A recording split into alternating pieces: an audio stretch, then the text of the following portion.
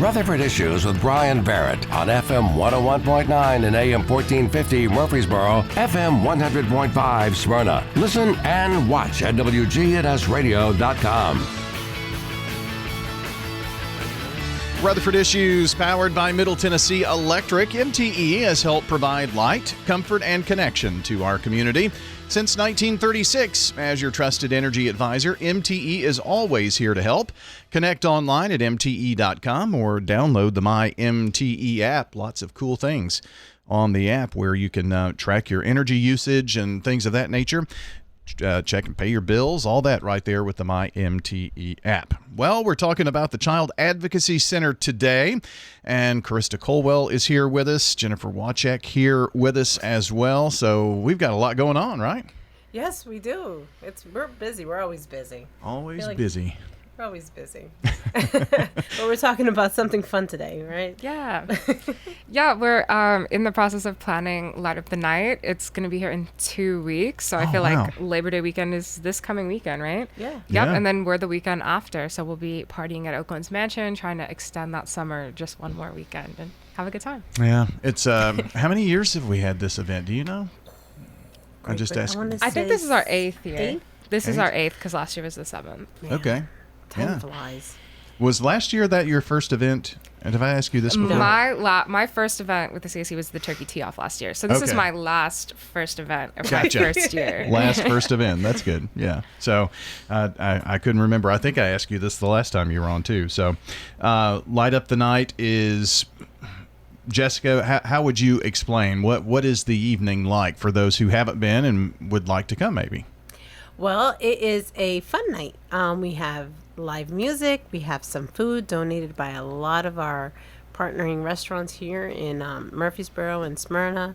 And we have lots of drinks thanks to Old Fort Liquor, and we just have a great night of networking, and everybody is dressed in white to just bring light onto the cause of child sexual abuse. And we just have fun and but we're going to be different this year. Oh, different. It's different this year. Yeah, we added something. We're going to be doing some gambling with funny money.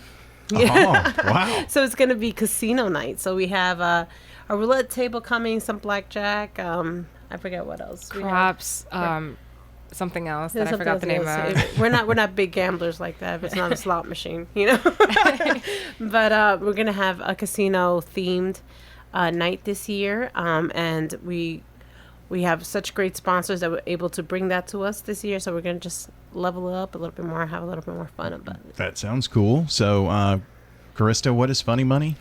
It's how we get away with not violating any Tennessee state laws. No, it's just, if you think of Monopoly money, it'll be similar to that. So that's what you can use to place your bets, gamble, do all those fun things, and there'll be a prize for the person who walks away with the most. Oh, cool. Yeah, like CAC bucks. Exactly. Something like that, yes. Yeah, okay. And so is that just kind of like going on as the event is going on? Is just kind of go around if you want to participate in that? Yeah, I think what's great about this event is we have something for everyone. If you're a person who wants to come in and drink and dance and talk, or you just want to come and play games or take some photos, I think it's going to have something for everybody. So if you just want to park at the Blackjack table all night, you can do that. If you want to eat and mingle, that's a great place to do it as well. If you want to dance, you can dance with me. Well, I was going to ask, Jessica, do you have to get everybody dancing? I do dance. I'm usually out there. I'm like the second person out there. Okay. After I push somebody first. Oh, I see. Well, sometimes at events someone has to start Somebody the has dancing. to start it. So I just push somebody out there to start dancing, and then I come in. So we're going to have a great band. The Hambones. Hambone. Yes, the Hambones are going to be donating their time, and they're going to be playing. They're a great cover band. They do all types of music over all genres. Well, don't stand next to Jessica. You may get pushed down on the dance floor, I guess is the note to self on that one. So the event is 2 weeks away? 2 weeks away, yeah. Friday? Friday, September 6th from 6 p.m. to 9 p.m. And if you haven't bought your tickets yet, go ahead and grab those online at cacrutherford.org/events. Tickets are $100. Okay. And will you be able to sell tickets right up until the event, or? Yeah, so you'll be able to purchase your tickets online up until the day before, and the day of, we'll have tickets at the door still available. Okay, good. And Oakland's is just really a great place to go this time of the year. It's beautiful over there. Yeah, I mean, we it love really is. Connor over there. It's just, they're great people that run the facility, have beautiful grounds, and the mansion itself is beautiful to take pictures in front of, so it's a really nice area, and it's open. There's going to be inside and outside seating, so if it is super hot, there is place for you inside. Right. It's not completely outside. Super hot, or, I won't even say the R word, rain. Yeah, whoa. Yeah, I know. You don't go there. We don't need any of that. So. No, we don't. Yeah, and usually this time of the year, we're in pretty good shape with that. The heat may be, it's supposed to be hot this week, but maybe we can get a repeat of last week. Yeah, that would be the week nice. of. Yeah. That was really nice. good stuff weather-wise then. So information is at cacrutherford.org on Yes. that. Under events, I would assume? Yes, Yes. under Okay. events. Very good. And Karista, kind of tell me what this event does for the CAC. It's obviously a fundraising event, but it's also an awareness event. And maybe just kind of introduce folks who may be listening who aren't aware of the work of the CAC, what it is you do. Yeah, absolutely. So if you don't know the Child Advocacy Center, we provide crisis intervention services for victims of child abuse and sexual abuse.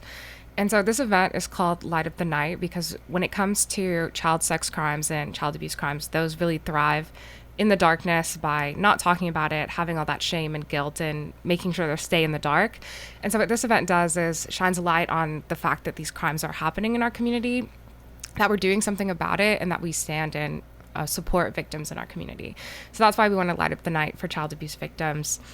And this event is super important for us to continue to expand and provide those services. We're always talking about how much Rutherford County is growing, and that we've seen that side of growth as well, because we've usually slowed down in the summertime, but we're still seeing around 2 to 5 children and families a day. So events like this are a great way to not only support the work we do with your dollars, but to make sure that if you're just, getting introduced to the CIC, you can come meet our staff, meet the folks who are doing this work day in and day out, and be able to maybe tell someone else about what the CIC does. And the way that word spreads about what we do and our services is a great way to make sure folks know and are thinking about child abuse and child abuse prevention. Yes, staying aware. And Jessica, your job is very important because you kind of help and others there help overcome maybe language barriers in situations. Oh yes. When I first started the CAC, we barely had any type of interpretation services available for the new families or any Hispanic families that would come to the CAC. And I would say it was between 3 or 4% of the clients that we served were Hispanic. Now it's about 15%. And we have 3, including Karista, so it's 4. Karista's fully bilingual. So we have 4 bilingual Spanish-speaking employees. Mm-hmm. And we are utilized by law enforcement, by the DA's office, and now we have Evelyn, who is our Spanish-speaking forensic interviewer, which is one of the first around our area, and we have other counties utilizing our services now. We call those courtesies. So they bring when there's a language barrier in their cases in other counties, they would call Evelyn and they bring the child here for Evelyn to do that interview and do those crisis intervention services and provide that family the help that they need. Wow. So we have been growing. And Rutherford County CAC is known amongst other counties now. Sure. And amongst the state. I know that Nashville also has one, and there's another one in McMinnville, but there's very few. And so that's one way that we're expanding. So helping all over Middle Tennessee, Yes, it sounds like, exactly. too. And who would want to drive to Nashville if they could drive to Murfreesboro to do that, too. Yes. And I wonder how they get through the language barrier when they're in that county and just kind of talking and initially finding out. I bet that's difficult to not have someone that Yes, can it's understand. incredibly difficult, but Yeah. I think that's what's so important about having like that child protective investigative team. Mm-hmm. So that family not only, there's probably, they have to go through all these agencies, but there's one person that they can rely on to actually explain to what's going on, and that's the important part of what we call the family advocacy portion of what we do at the CAC, because, well, you don't even have to, it could be just somebody that does not have language barriers, a regular family coming into this doesn't know the process of what's going to happen after their child has been abused. But you put a language barrier on top of that, and it makes really it even harder. Yeah. So just having those people that actually speak the language and going step by step with you, and not having a fear of just calling you and saying, "What's next? I don't understand this process," And we have 3 of them that could call them back in Spanish, and saying, "Hey, this is what's the next steps. Oh, the officer just called me. This is what's the status of your case, and this is where you need to be." So we're working as a team, and in Middle Tennessee, we work as a team as well because, we all call each other. It doesn't matter what county. We all call each other to ask for help. Sure. Karista, I bet that is when you are having to interpret and help in those situations, not only knowing that you're making a difference has to feel really good about that, but also you have to, you're involved in that situation too, and so there's emotion personally that goes with that, I would think. No, 100%. And I think I always try to hand it off to the very experienced social workers. I'm more than happy to jump in, of course, and it's nice to know that I can provide a skill that's necessary when it's there. And it makes me feel closer to the work that we do, but I definitely chose to go into development because I like to be in that supporting role. Yeah, that was kind of what I was getting at, Because like you said, it is very emotionally charged work, and it takes a particular type of person and a particular skill set. Not everybody can just walk in and talk to a family or talk to a child about a horrifying thing that has happened. And I recognize that and try to help out when I can, but definitely want to hand it off to the very experienced, dedicated, professional women that I work with that will do a better job than I will. Yes, and we do work with incredible women. They have been extensively trained. Our ladies have gone to Nashville to train other SIPP members in other counties, and so they're constantly utilized, to see how our group here in Rutherford County, works so well. So we go to different counties to see what our system works and how our protocols work so well. Right. So these ladies, it's true, they have a skill set. I can't compare myself with these ladies. I think that's why we work so hard to make sure that they have everything they need to continue the work. Our forensic interviewers listen to the worst thing, 4 to 5 times a day by 4 to 5 different children. You know what I'm saying? And their mothers, they have families, aunts. And it's hard, but the fact that they could be there all for that child and then shut it off and go back to their families, for me, that's a superpower. Yeah, I was just as you were talking about that, I don't know how you would be able to leave that. It has to be hard, and probably you have to keep a pretty good check on your own mental health awareness. Exactly. At that point.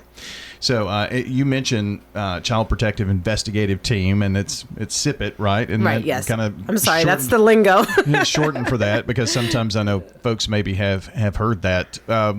What makes up the team? I know we've talked about your CAC folks, but are Murfreesboro Police involved in that? Yes, all law enforcement. So in Rutherford County, part of our Child Protective Investigative Team is law enforcement. So that's Laverne, Smyrna, Murfreesboro, and the Sheriff's Department.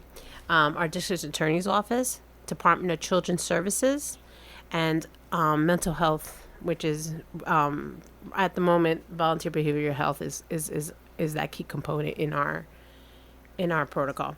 So when DCS, so when somebody reports abuse, it goes to DCS, and that activates the team.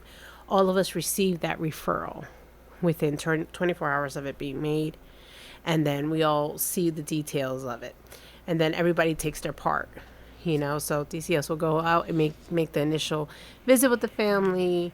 Law enforcement will start investigating it. We will do the interview if depending on if the child's verbal or what's the situation, and then all that information is then passed off to the DA monthly. Monthly we meet And we review all the cases of that month or whatever was passed on from the previous month. And they probably staff anywhere between 60 cases a month. Oh, wow. You know, and majority of those are new cases. That's 2 a day. Average. I mean, yeah. So they average. So they staff about 60. It's a very long, tedious meeting.